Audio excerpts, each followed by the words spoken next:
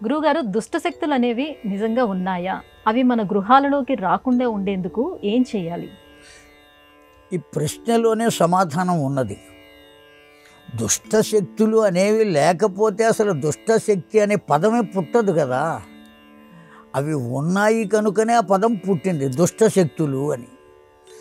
అనేకమైనటువంటి దుష్టశక్తులు ఉన్నాయి లోకంలో, మనకు కనబడకుండా వాయువులో సంచరిస్తూ ఉంటాయి. అవి ఏ రకంగా అయినా రావచ్చు. అవి రాక్షసత్వము అనబడేటువంటి దానికి ఆ కాలంలో రూపం ఉన్నది, కానీ కలియుగంలో రూపం లేదు. దుష్టశక్తి రూపంలోనే ఉంటాయి అవి. కనుక లేకపోవటం అనేటువంటిది లేదు. దయ్యాలు, భూతాలు, పిశాచాలు ఇవి మాత్రమే దుష్టశక్తులు కాదు. చాలామంది గ్రహములను కూడా దుష్టశక్తులుగా భావిస్తూ ఉంటారు. గ్రహము అంటే అర్థం పట్టునది అని అర్థం. మనల్ని పట్టి పీడించేవి ఆ శని గ్రహము, బుధ గ్రహము ఇవి మాత్రమే కాదు. సామాన్యమైన మానవులు కూడా మనల్ని పట్టి పీడించే వాళ్ళు ఉన్నారు. గ్రహాలైతే కొంతకాలం మాత్రమే పీడిస్తాయి. సూర్యగ్రహం 6 సంవత్సరాలు ఉంటుంది, చంద్రగ్రహం 10 సంవత్సరాలు ఉంటుంది, శుక్రగ్రహం 20 సంవత్సరాలు ఉంటుంది, శనిగ్రహం 19 సంవత్సరాలు ఉంటుంది. ఇట్లా ఒక్కొక్క గ్రహానికి కొంతకాలం పరిమితి ఉన్నది వాటి సంచారంలో. కానీ మనల్ని పట్టి పీడించేటువంటి దుర్మార్గులు పట్టుకుంటే వాళ్ళు మరణించేదాకా వదిలిపెట్టరు. కనుక వాటిని ఏమనాలి మనం? దుష్టశక్తులు అనే అనాలి. కనపడకుండా ఉన్నవి మాత్రమే కాదు, మనల్ని మోసం చేసి అనేక రకాలుగా మనల్ని పీడించి దుఃఖపెట్టేటువంటి శక్తులు ఏవైతే ఉన్నాయో అవన్నీ కూడా దుష్టశక్తులే. కనుక దుష్టశక్తులు ఉన్నాయే కానీ లేవు అంటానికి వీలు లేదు.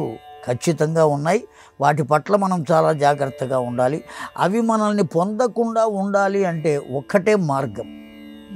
ఏమిటా దుష్టశక్తుల్ని పొందకుండా ఉండాలి అంటే కేవలం భగవన్నామం చేస్తూ ఉంటే ఆ దుష్టశక్తులు మన వద్దకు రావు. ఎక్కడ భగవంతుని శక్తి ఉన్నదో అక్కడ దుష్టశక్తుల్ని ఎదిరించే శక్తి ఉంటుంది. ఆ భగవన్నామము వల్ల, కేవలం నామమునకే అంత శక్తి ఉన్నది. ఆ పేరుకి భగవంతుడే రావలసినటువంటి ఆవశ్యకత లేదు.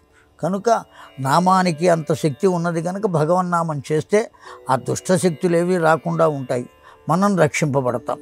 పరమేశ్వరుణ్ణి ఓ భక్తుడు అడిగాడు, అయ్యా నీవు విషం తాగావు కదా, అది లోపలికి వెళ్ళాలి కదా, ఎందుకు ఆగిపోయింది, లోపలికి ఎందుకు వెళ్ళలేదు అని భక్తుడు అడిగితే పరమేశ్వరుడు తన వక్షస్థలాన్ని చీల్చి చూపించాడు. రామచంద్ర ప్రభువు సపరివారంగా కనపడ్డాడు. అంత సభ ఉన్నట్టు ఉన్నది. నమస్కారం చేశాడు ఆ భక్తుడు. వాడికి ఇంకో సందేహం వచ్చింది. రాముడు ఎక్కడ ఉన్నాడో అక్కడికి విషం వెళ్ళదు, కనుక లోపలికి వెళ్ళలేదు. బాగానే ఉంది. లోపలికి వెళ్ళని పదార్థం ఏమవుతుంది? బయటకు వస్తుంది కదా. మరి బయటికి ఎందుకు రాలేదయ్యా విషం అడిగాడు పరమేశ్వరుణ్ణి. వెర్రివాడా, లోపల రాముడు ఉన్నాడు, నాలుక పైన రామనామము ఉన్నది.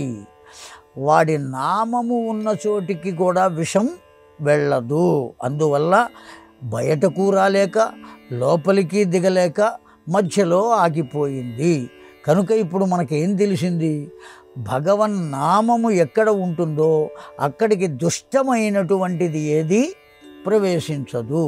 కనుక ఆ ఇంట ఉన్నటువంటి వారు నిరంతరం భగవన్నామం చేస్తూ ఉంటే దుష్టశక్తులు ఆ ఇంట్లోకి వచ్చే అవకాశం లేదు, మన దగ్గరకు వచ్చే అవకాశం లేదు. అందుకనే పూర్వపు రోజుల్లో అమ్మమ్మలు, నాయనమ్మలు, ముసలమ్మలు వీళ్ళందరూ ఇంట్లో వంట చేస్తున్నా, బట్టలు ఉతుకుతున్నా, బోలెలు తోముతున్నా, ఏం చేస్తున్నా ఏం చేసేవాళ్ళు? ఏదో ఒక అధ్యాత్మ రామాయణ కీర్తనలో ఏవో ఒకటి పాడుకుంటూ ఉండేవాళ్ళు. అవి పాడుతూ పనిచేసేవాళ్ళు. అలుపు సొలుపు ఉండకుండా ఉండేది, దుష్టశక్తులు దగ్గరకు రాకుండా ఉండేవి.